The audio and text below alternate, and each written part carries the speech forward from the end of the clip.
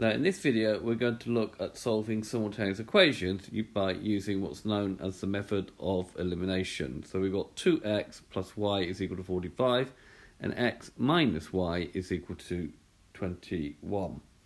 What we do is write both two equations out. I've written that in red on purpose. We've got 2x plus y is equal to 45. We'll call that equation 1. And we've got x minus y is equal to 21, and we'll call that equation 2. So the signs here are different. We've got plus and a minus.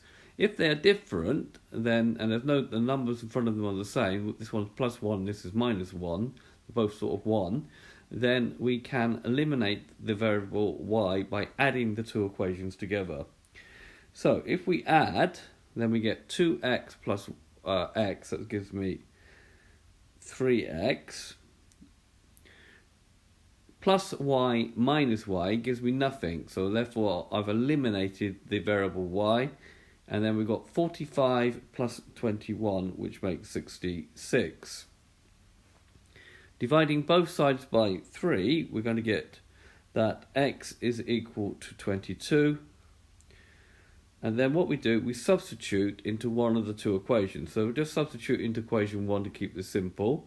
So number 1 said 2x plus y is equal to 45. So we're going to do 2 times 22 plus y is equal to 45. 2 times 22 is 44, plus y is equal to 45. So subtracting 44 from both sides, we're going to get the y is equal to 1.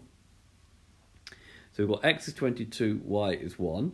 We can check this in equation 2. So you should check in the one that you didn't use here. So checking in 2, we're going to, that's going to be x, which is 22, minus my value of y, so 22 minus 1 is equal to 22. Now, did we get agreement? Sorry,